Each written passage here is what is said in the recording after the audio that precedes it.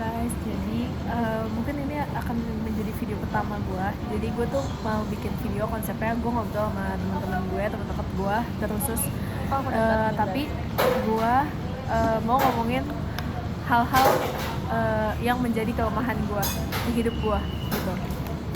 Nah, kenapa gue memilih orang ini? Jadi tema video kita hari ini adalah temanya panjang sih, yaudah sih nggak apa-apa ya. Makanya ini pernyataan bahwa gue itu orang yang nggak bisa kenal peta, dan kayak gue tuh orangnya kalau naik motor tuh ya sekali jalan ini yaudah jalan itu, gue nggak bakal kepikiran kayak jalan lain meskipun kayak bisa jadi lebih cepat, tapi gue tuh pasti ya gue tuh jalan itu doang gitu. Nah, terus kayak distractnya ini mah kayak ternyata setelah gue ulik-ulik, jadi tuh ada kaitannya gue karena gue adalah cewek yang tumbuh di ibu kota. Lu jangan menyimpulkan nih, orang nggak bisa dengerin lu. Emang gue orang yang tinggal di ibu kota dan gue bener-bener nggak punya kampung. Jadi kayak kalau misalkan lu nih kan lu kan khusus lu punya kampung dan lu kayak tahu nih letak kampung lu tuh di sebelah barat, di sebelah timur gitu kan. Jadi kayak dan melewati kampung lu juga karena lu juga cukup sering ya gitu. Jadi kayak lu tahu jalan, lu tahu kayak lu harus mau kemana tuh lu tahu gitu. Kalau gue tuh enggak, dunia gue tuh kayak kerasanya lebih sempit aja gitu. Kayak gue tuh cuma tahu Jakarta doang, literally Jakarta doang. Jadi kayak gue tuh kayak yang kayaknya mustahil nggak sih gue tuh suatu saat tinggal di luar tuh kayak yang karena gue nggak tahu apa-apa gitu. Apa tanggapan lo? jujur iya, lu tau gak sih guys, ternyata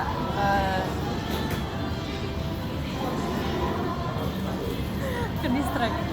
Jadi waktu gue jalan-jalan sama dia tuh emang banyak kayak, Jul gue nggak tahu, tapi makasih udah tahu jalannya. Kayak bener-bener oh ya oke. Tapi nggak apa-apa, maksudnya mungkin menurut orang itu kelemahan ya, kelemahan bagi cewek ya. Iya. Dan semua in general gitu, banyak banget yang menyimpulkan bahwa cewek tuh nggak bisa baca maps. Tetap kedengeran kok, santai aja. Iya sih, cuman maksudnya emang apa ya, emang nggak pernah dipercaya bawa maps gitu. Cuman nggak semua kok guys, dan emang dia tuh sebetulnya walaupun benci banget sama gue. Gue mau ngomong lupa terus gara-gara terdistract. Ya lu jangan. Oke. Jadi emang sebetulnya Lo segitu ya sih. Cuman kayak gue mau ngomong terdistract. Nah itu sebenarnya kelemahan gue. Nah kalau dia bisa dia nge-handle itu studi kasus pertama. Jadi walaupun emang dia tuh kelemahannya maps, tapi jujur dia tuh banyak banget kelebihan yang OOTB alias out of the box ya. Contohnya ini barusan, dia tuh bisa fokus. Nah kalau gue nggak bisa, kalau lagi syuting pun ya, lagi syuting. Ini pernah juga di kerjaan gue, lagi ada kepentingan buat kementerian gitu ya, maksudnya ada kerjasama gitu, dan itu syuting kayak agak formal, cuman gue nya nggak bisa. Terus akhirnya orang-orang nggak boleh lewat situ, terus ya udah akhirnya itu effort banget. Emang bener-bener harus ngebangun suasana gitu. Iya, nah kalau dia tuh bisa banget, dan emang kerennya jadinya dia bisa memimpin dia sih ketua BPM ya, jadi ya itu salah satu hal ya. Dan dia tuh bisa fokus sama hal, maksudnya organisasi itu kan emang jatuhnya mengatur gitu ya, saklek gitu kebanyakan ya, dan gue nggak bisa, dia tuh bisa. Jadi emang itu keunikan kita berdua yang sebetulnya tanpa kita sadari gitu ya, kita saling melengkapi. Dia tuh emang di organisasi aktif banget, sedangkan gue nggak bisa organisasi di kampus. Bener-bener dia tuh kan saklek ya aturannya. Nah sedangkan komitmennya emang setahun penuh tinggi. Dan prokernya juga selama setahun udah ada gitu. Dan gue ikut MAF bahkan yang bukan maksudnya kecil ya, lingkup kecil pun gue nggak bisa konsisten, gue nggak bisa. Tapi kalau di luar kampus gue malah justru ibang ini ikut sama kenalan gue pun ayo aja gitu. Jadi sebetulnya ya kadang emang ada kontranya juga. Gue kadang ngerasa aduh dia kok bisa tapi gue nggak bisa ya, dia kok bisa ini aktif tapi gue nggak bisa ya di kampus, padahal gue juga pengen punya teman-teman yang banyak di kampus, tapi ternyata gue emang nggak bisa. Ini loh apa, kalau di kampus kan jatuhnya kita belajar, nah gue nggak bisa nyamain orang yang lagi kita apa ya, kita temen belajar sama temen buat partner apa kerjaan ataupun apa ya. Iya, gitulah. karena lu tadi juga udah sempet nyinggung, lu tuh orangnya suasana banget gitu. Jadi kalau misalkan emang lu tuh vibes-nya temen belajar ke gua, temen kampus, lu nggak bisa jadi partner atau kayak lu nggak bisa jadi temen dekat juga. Tapi kalau gue sama kalau dia kalau maksudnya kalau sama dia gue bisa bisa semuanya. Ya karena kita teman sama tetangga, woi. Oke. Nah, tapi menurut lo ada nggak korelasi kayak lu sih punya daerah ya? Karena menurut gue emang susah juga sih terhadap kayak bahasa. Gue tuh kayak ngelihat orang tuh seneng aja gitu, dia tuh bisa bahasa selain bahasa Indonesia, sedangkan gue cuma bisa bahasa Indonesia doang. Kadang gue juga maksudnya padahal biasa aja ya, itu sebenarnya ya gue biasa aja. Tapi menurut gue biasa aja kayak oh gue bisa bahasa Jawa, dan kenapa orang-orang pada bilang Jawa kok lu bisa sih bahasa Jawa, lah lu kan tinggal di Jawa juga, kenapa lu nggak bisa? Kan biasa aja gitu. Tapi ya udah tuh banyak yang bilang wah lucu, wah keren, wah kok bisa sih. Tapi padahal sebenarnya ya udah emang gue dari kecil emang ngobrol sama orang tua pun bahasa Jawa, jadi emang itu sebenarnya ya udah gitu loh, yang dari kegiatan sehari-hari aja gitu. Emang sih, berarti gue agak kesimpulan tuh dia tadi, gue ngerasa gue kurang di sini, menurut dia biasa aja, tapi dia merasa kurang di sini, menurut gue biasa aja gitu. Emang ya, maksudnya kadang kita ngerasa kita kurang, terus kayak langsung ya udah kurang, padahal ya udah kamu tuh kurang di sini, tapi kamu kelebihannya di sini gitu. Cuma emang yang jadi fokus utama gue tuh kayak karena gue nggak punya kampung dan lain pokoknya dia nggak punya kampung halaman ya, itu kayak gue tuh sebosan itu di Jakarta. Dan menurut gue ya, kenapa gue tuh seneng baca buku, apalagi buku yang sejarah, karena menurut gue gue bisa dekat dengan ilmu pengetahuan. Kalau misalkan gue cuma jadi gadis ibu kota doang yang kayak udah main-main doang, itu kayak gue kayaknya nggak dapet apa-apa deh gitu. Sedangkan kalau yang di kampung halaman ya, mereka tuh pasti punya cerita yang seru gitu loh, kayak bahkan lu tuh nonton Pabrik Gula kayak gue dulu langsung bersentuhan langsung dengan suasana itu gitu, kayak ya gue ada perasaan keren ya gitu. Maksudnya kalau dari punya kampung halaman punya cerita sendiri. Kalau gue tuh di kota ya udah macet. Apa yang mau ceritain? Inti poinnya macet ya kalau. Sebenarnya kalau misalkan budaya-budaya kayak gitu emang cerita dikit ya, karena bapak gue kan emang maksudnya emang bener-bener dia tuh tinggal di Jawa gitu. Jadi pas udah merantau doang, pas kuliah dia baru ke Jakarta. Sebenarnya kuliahnya di kampung, cuman kerja nyari uang buat bayar UKT ya, dulu tuh nggak ada UKT tapi adanya uang apa gitu, dan itu dia tuh nyari uang kayak jualan donat gitu ya, jualan donat. Terus lu tau gak sih ini kayak odong-odong gitu yang muter-muter, nah dia juga keliling-keliling kayak gitu. Tapi zaman dulu itu rame banget, jadi emang suksesnya di situ. Kayak jualan ngiter-ngiter juga ada yang beli tetap deh. Nah kalau sekarang kan enggak. Nah gara-gara itu juga maksudnya ada ya namanya saya timbal balik gitu, di mana emang bapak gue juga nemuin suksesannya ya dengan itu. Cuman karena kejadian itu jadi maksudnya kayak wah ini orang keren banget, dan gue pun belajar banyak ya, kayak diajarin juga. Dan dari kecil tuh kalau lagi bisa tidur gitu ya, gue diceritain itu kayak kebudayaan yang gue nggak tahu itu ada kayak pabrik gula. Makanya gue familiar sama pabrik gula karena dulu tuh ada manten gitulah pokoknya, dan itu tuh persembahan buat si demitnya gitu. Maksudnya itu sebenarnya syukuran sih, lebih ke syukuran. Cuman kan zaman dulu kan kalau misalnya kebudayaan Jawa yang misalkan orang Jakarta tuh jadi diangkat sama orang Jakarta tuh kesannya kayak mistis gitu loh, padahal enggak juga. Padahal enggak. Dan kalau misalkan dibilang pengantinnya asli itu enggak, itu dari tebu atau enggak itu kan pabrik gula. Nah tebu itu dibentuk jadi kayak pengantin, Iya. terus dimasukin dibakar gitu. Jadi sebenarnya bukan manusia gitu, enggak. Makanya agak Cuma bener nggak emang kayak legendanya kan dulunya emang manusia terus diganti gitu kan? nggak tahu sih kalau itu, cuman emang dulu seringnya ada yang kayak karena itu kan ngelakuin itu kan ya. Oke. Nah dulu ada emang banyak orang-orang kampung kan ya, katanya kan emang kalau misalkan tahayul atau mitos kan biasanya mereka lebih ya udah nggak berani, Iya. lebih berani sama hal kayak gitu, jadinya akhirnya kayak apa sih cuma mitos doang, terus akhirnya ngelakuin dan emang jadi beneran gitu. Terus akhirnya dari situ mitosnya udah berkembang jadi mulut ke mulut, jadi kayak ya udah beneran manusia jatuhnya gitu, padahal mah nggak gitu. Apa lagi ya? Kok motor gitu sih dia? Iya kan. Nah, kalau gue Dingin banget ya Allah. iya ya dari pagi tuh kita hujan terus tahu, makanya oke, kita sekarang Review dulu. Jadi gue Ya, beli apa? tebak ini apa? Kopi. Bukan, ini adalah teh. Jadi gue akan coba sehari untuk beli teh hangat Ingat ya, dari Iya. sehari doang dia. Besok lagi. karena dingin banget, terus juga kayak gue nggak mau nggak tidur juga, gue mau tidur. Jadi gue mau teh hangat, sama gue beli sosis gochujang. Dingin banget dan Kayak lu beli odeng dong. odeng. Oh iya, aku juga beli. Odengnya nggak kelihatan ya. Pokoknya ini odeng. Angkat lah.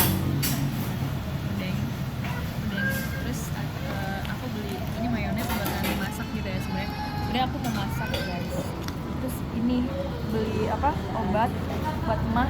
Lihat mau beli imbus, cuman imbusnya nggak ada. Oke. Emang dia tuh kayak emang dia punya apotek sendiri ya di rumah. Dan itu salah, iya ini bawa. Ini isinya banyak. Coba apa aja? Udah diapet literally tinggal satu doang karena gue sering mencet. Oke guys. Ini apa harus gua ini ya? Cut aja Cut. Repot nih orang mau tinggal upload doang. Terus ini paracetamol. Ya udah nggak usah dikat aja biar orang tahu ya. Tentangin. Bahkan nih telur angin juga ada nih dari Umi Siriska. Terus ada ini Sakatonik. Ini tinggal 2 karena buat mens udah itu dong. Sebenarnya masih banyak. Ada kain kasan juga. Udah gitu. Gue keren kan cover. Oke. Berarti coba tolong kesimpulannya dari video ini. Masih banyak nggak sih pertemanan yang sehat menurutku gimana? Pertemanan yang Maksudnya sehat. pertemanan dewasa belakangan ini yang menurut lo mungkin lo juga mikir ternyata gue tuh butuh sosok yang kayak gini, ternyata gue tuh menghindari konflik yang kayak gini gitu. Itu kayak gimana? Kalau pada dasarnya dulu ya, untuk pendahuluan, gue tuh emang dari awal gue mikir kalau pertemanan itu take and give, dan itu kayak, dan sekarang gue nyadar itu kayak baru level 1 deh dari pertemanan, karena selamanya tuh kita nggak bisa selalu take and give. Kadang tuh ada aja hal yang nggak seimbang gitu, emang itu hal yang wajar gitu. Dan jadi tugas kita itu sebenarnya emang memberi dan memberi aja gitu. Kita nggak perlu menuntut lawan kita untuk Mendapatkan iya, kita nggak perlu menuntut kita juga dapat hal yang sama. Cuma yang bisa kita lakuin emang saling memberi kebaikan satu sama lain. Tapi kalau misalkan udah dilakuin dari kedua belah pihak, ya berarti sama aja. Kok jadi cintanya setara ya? Ya maksudnya secara kasih sayang. hubungan pertemanan itu ya jadi setara gitu. Nah, beda lagi kalau misalkan kita sama-sama punya prinsip take and give, itu lebih capek karena bakalan ada tuntutan. Ada ngerasa ya intinya kita harus ikhlas aja dulu nggak sih? Iya. Dan gimana kita sama ya kayak kita sama Tuhan lah, kita kalau misalkan berdoa beribadah itu dalam hati kan, nggak nuntut untuk meminta sesuatu gitu kalau Tuhan, kalau dia pun doa gitu kan. Cuman kalau misalkan ke manusia itu sebenarnya lebih kompleks ya dia. Dan ini jatuhnya coba lanjutin deh dari yang tadi. Kalau dari gue tuh lebih belajar buat legowo, karena emang namanya pertemanan pasti ada masalahnya. Karena kalau misalkan lu berteman dan gak ada masalah, itu aneh sih. Lu harus pertanyain, karena yang pertama pasti yang pertama temen lu nggak berani negor karena emang kalian udah di toxic positivity, kayak dia udah ngedukung aja terus gitu yang dilakuin. Yang kedua, kalau lu nggak ada apa ya, kalau lu nggak ada masalah di pertemanan lu berarti lu nggak sedekat itu. Iya. Karena emang manusia tuh pada salah gitu, dan tugasnya temen lu tuh ngekoreksi supaya lu bener, bukan kayak ngedukung lu secara 100% terus menerus. Itu nggak baik gitu. Jadi kayak menurut gua ya pertemanan harusnya kayak gitu, yang pertemanan yang dewasa gitu. Terus ya oke, benar sih, lu mau nimpalin dikit deh. Cuman kalau misalkan emang apa ya, jadi udah kosong aja.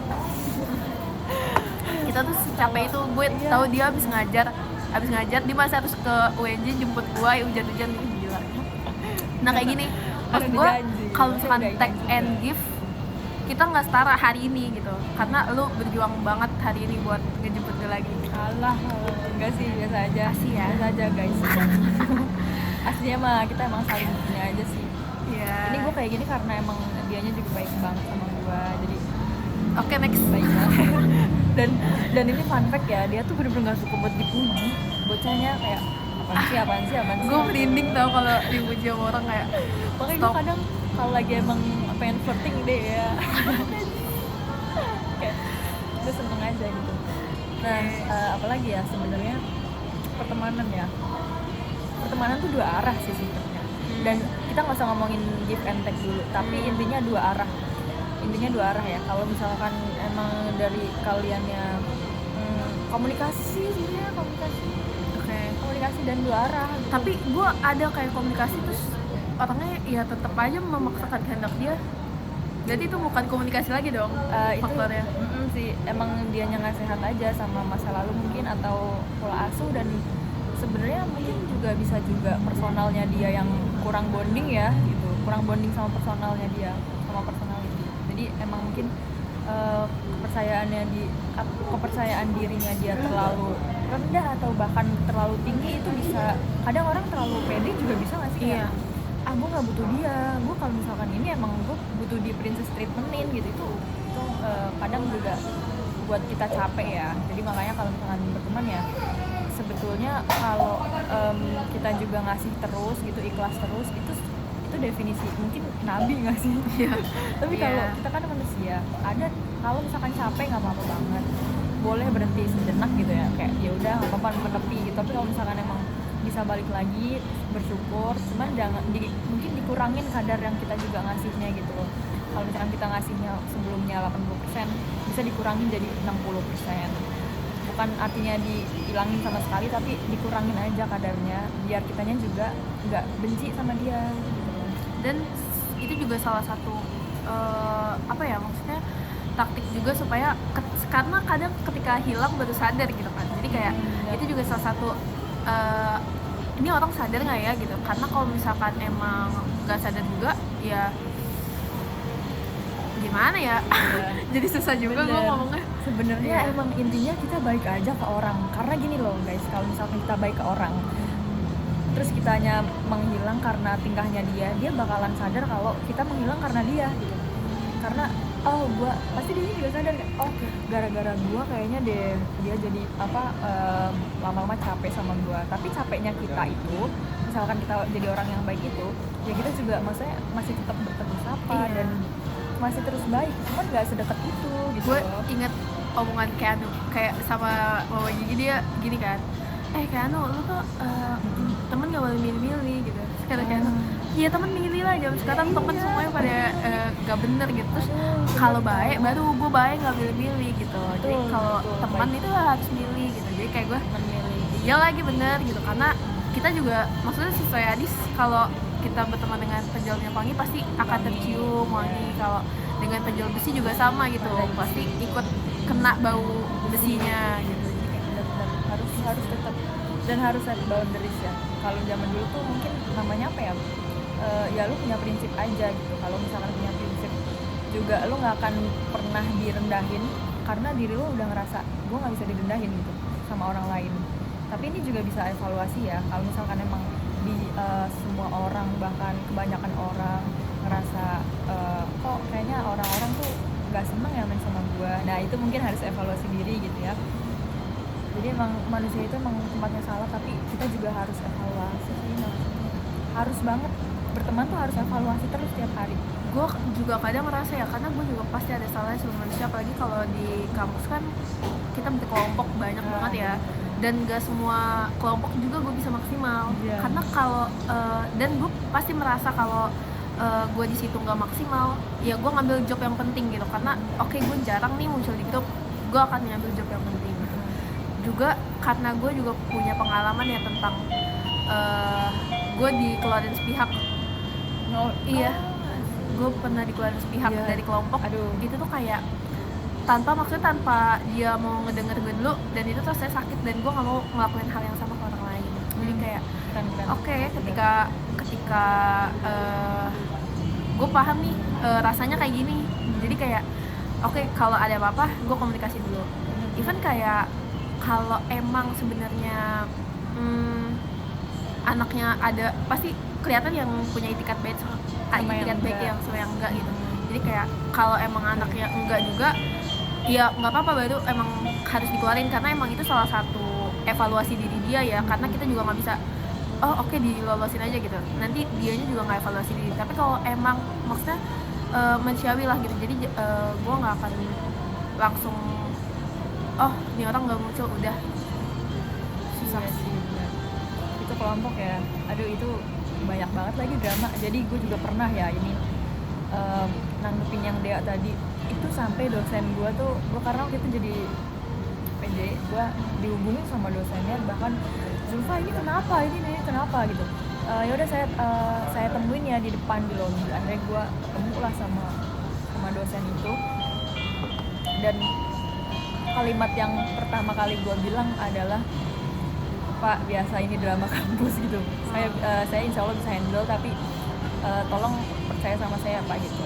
Terus akhirnya bapaknya pun kayak, oh iya oke Zulfa, saya tahu sih capek juga mungkin ya jadi PJ gitu ya. Ngurusin drama-drama kayak gini.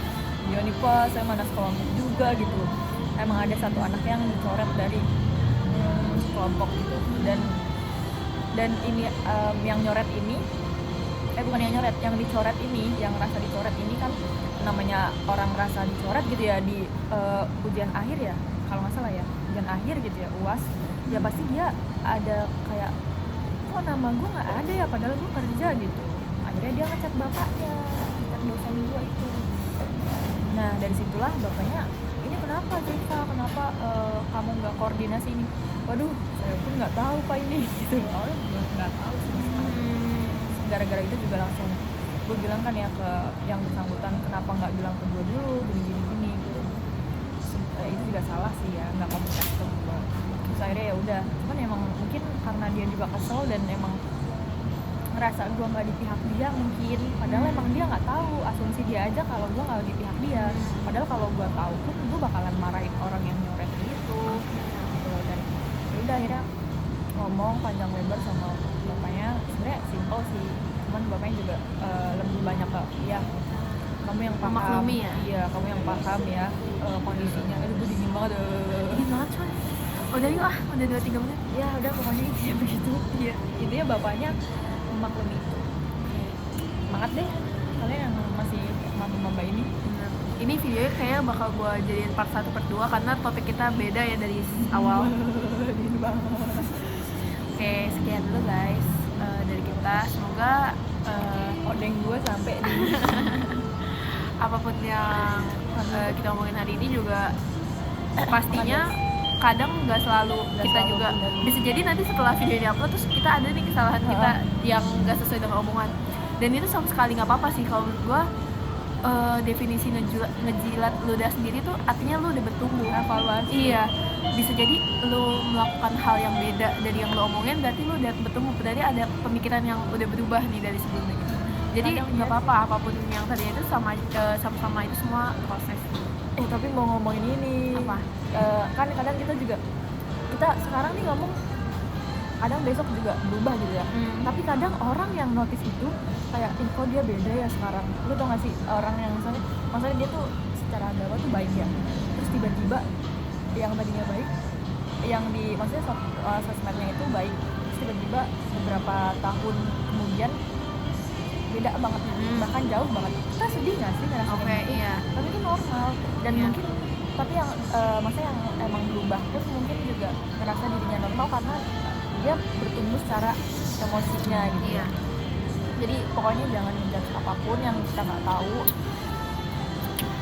doain aja yang terbaik. Bener. Ya karena kita nggak tahu juga prosesnya, dan siapa tahu emang dia lagi nyari dan bisa aja nantinya juga lebih baik dia. Benar. Sama Pak Petrus juga, oke penutupnya Pak Petrus ya.